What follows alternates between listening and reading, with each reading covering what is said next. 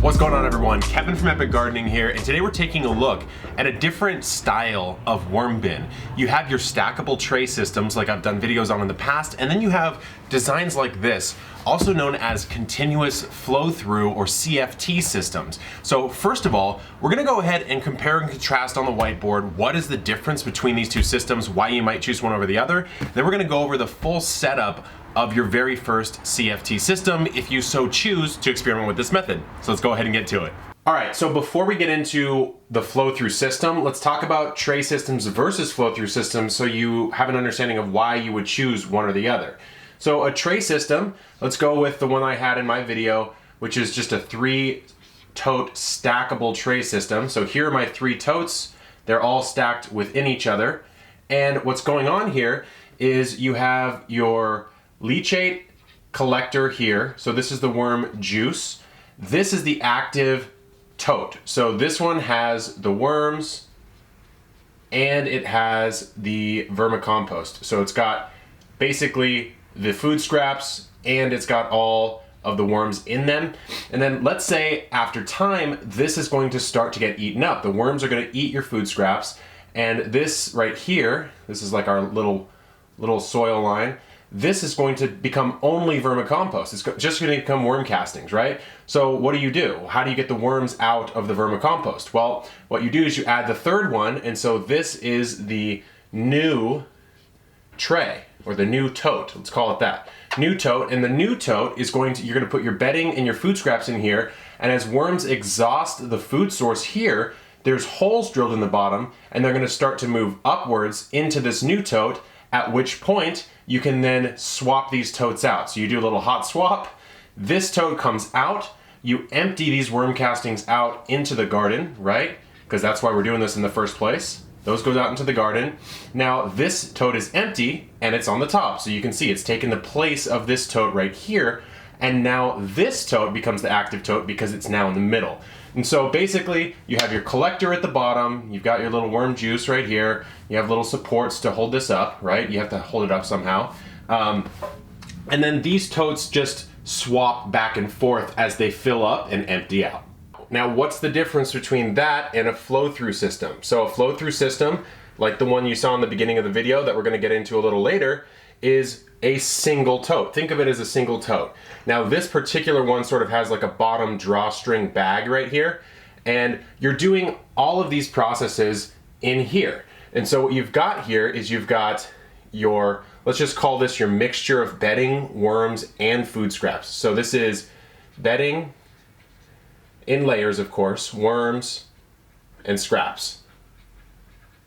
Then what you've got here, and you can put let's say you put a little bowl down here or something like that, your leachate or your worm juice can fall out, although, you know, if you're operating a worm bin correctly, usually you don't have too much of it coming out, but we can just do that.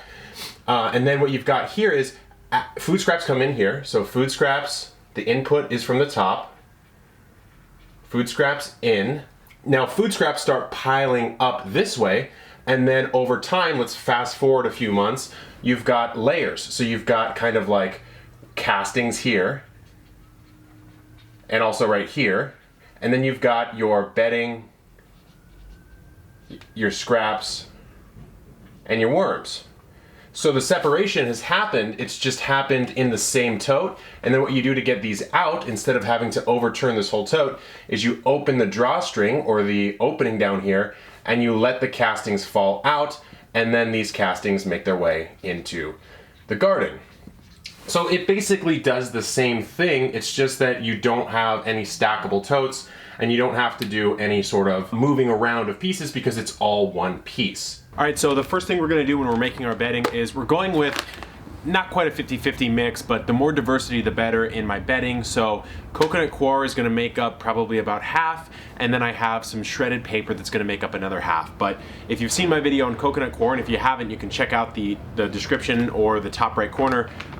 You need to rehydrate it. It's always a bit compressed, which makes it really nice to ship, but it does mean that you actually have to get it up to size before you can actually use it. So we're gonna go through that process, and then after that, what we need to do is combine this with the shredded paper and then make that sort of mix, let it sit for a little bit, make sure it's not too soggy, put that in our continuous flow through system, and then we can think about adding worms and adding some food scraps and really getting that bin started. So first step is to rehydrate this. Now when you're rehydrating coconut coir, because it's such a compressed brick, you can see right here, it takes some time for the inner layers, especially right in that core, to get rehydrated because it's the furthest away from the water, so it takes some time. So what I like to do is I put it in a huge tote, and then I just let time do the magic. I'm gonna fill this up with water, and we're just gonna let it go, and we'll snap our fingers and we'll be ready to go. So here we go, 1, 2, 3. Well, there we go. I've got most of it rehydrated. I'm not gonna need to use all of the coconut coir that was in that dehydrated brick, so I'm gonna save the rest for later.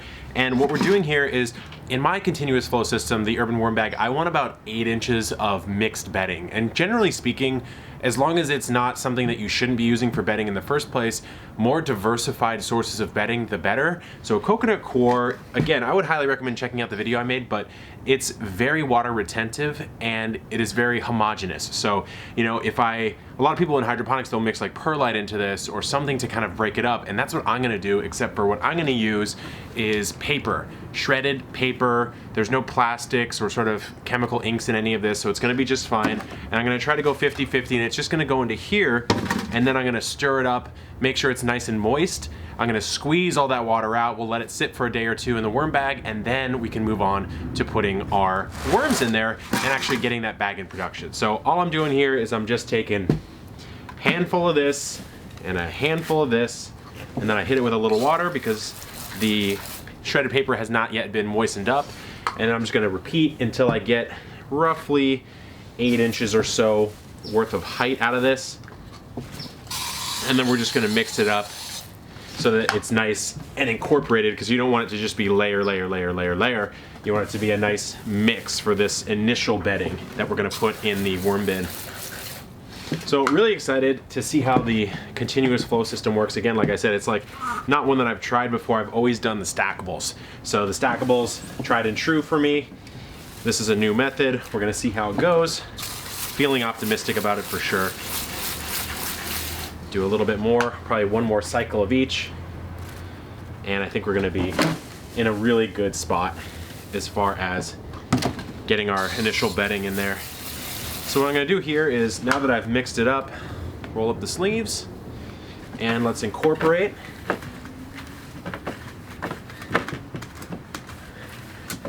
So we can show you kind of what it finally is gonna look like.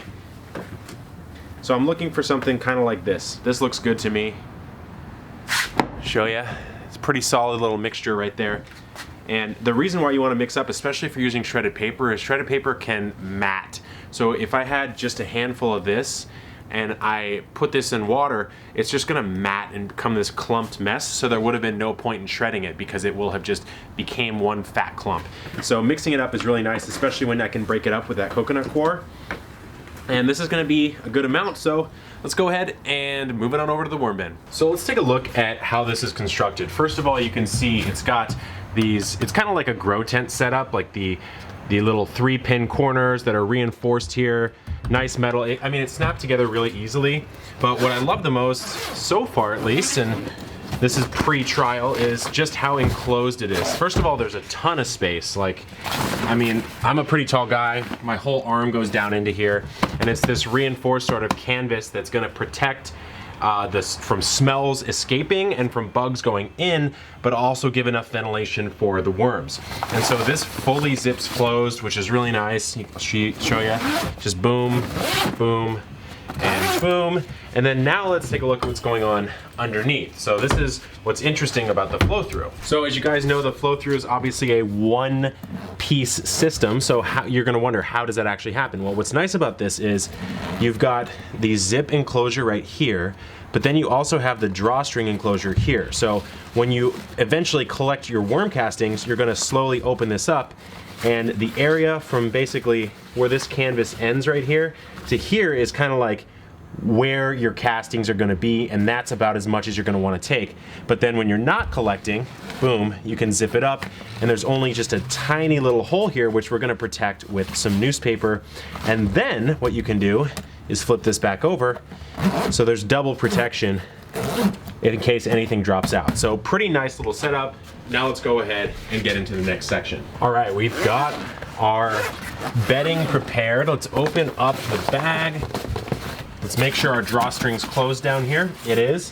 One thing I'm gonna do, just because there's a slight tiny opening at the bottom of the drawstring, I wanna make sure not a ton of water is leaking out, is I'm gonna make the initial lining with just some ripped up computer paper.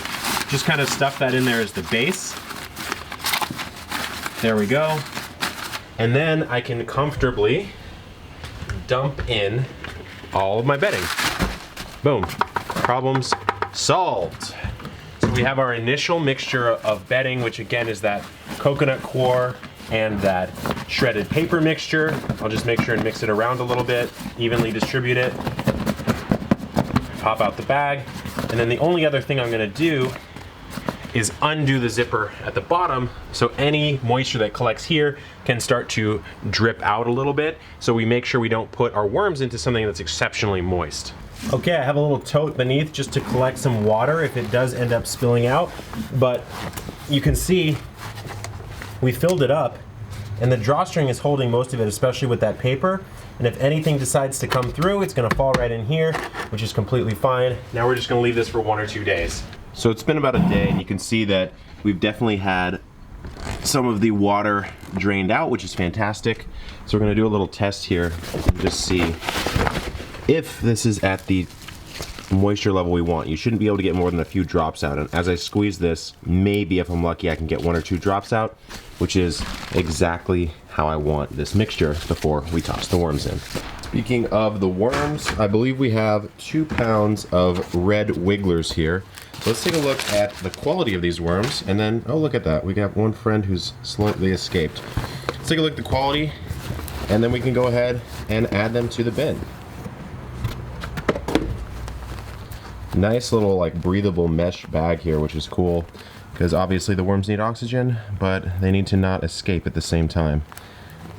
Tight drawstring. I've had problems getting worms in the past where you'll get the box and then maybe you can't take them out immediately and they all start trying to escape. So let's see if we can let's let those guys go in there, see if they come back, but let's take a look.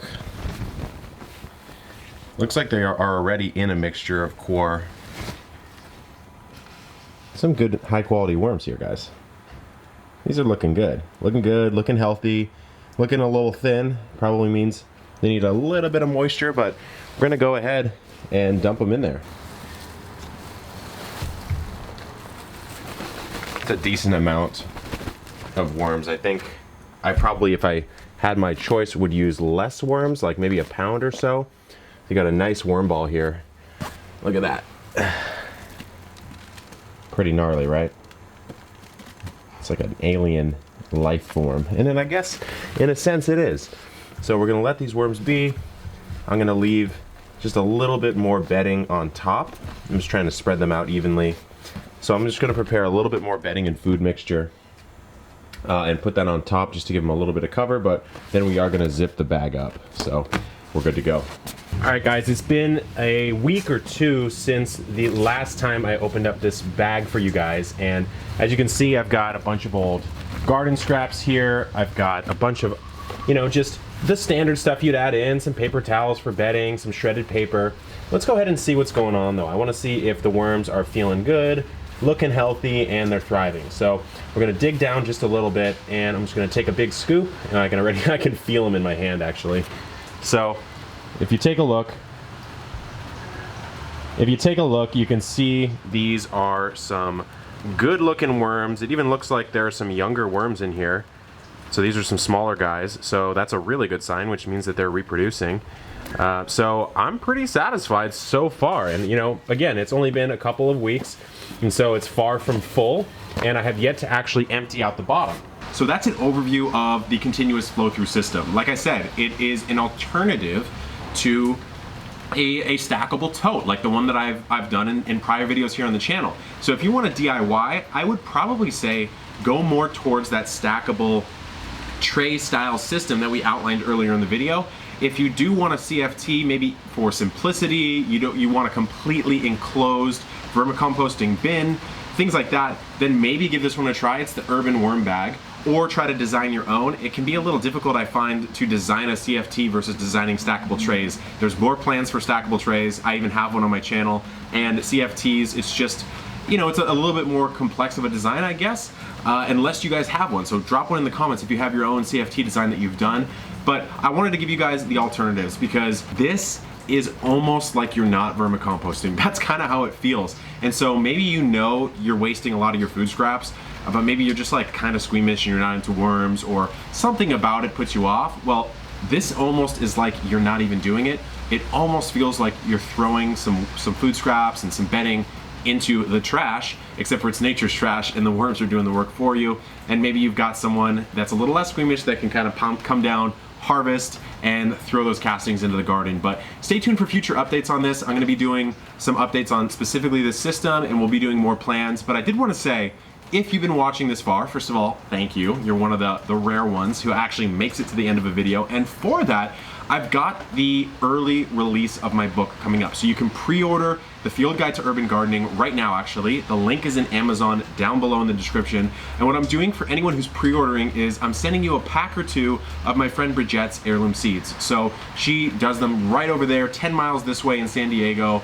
Heirloom, organic, non-GMO, amazing high quality seeds that are acclimated to zones 8 to 10, or if you're growing in a colder climate, then you just have to shorten that growing season. So anyone can use these seeds, and if you do pre-order and forward me the receipt with your address, I'm gonna add you to the free seeds list, and then that'll get sent out to you pretty much right now. So if you order it right now, you will get the seeds in maybe like a week or two, and then we're off to the races. So it's just my way to thank anyone who made it to the end of the video and wants to support the book by doing an early release pre-order. So thank you so much. Good luck in the garden, keep vermicomposting, and I'll see you in the next video.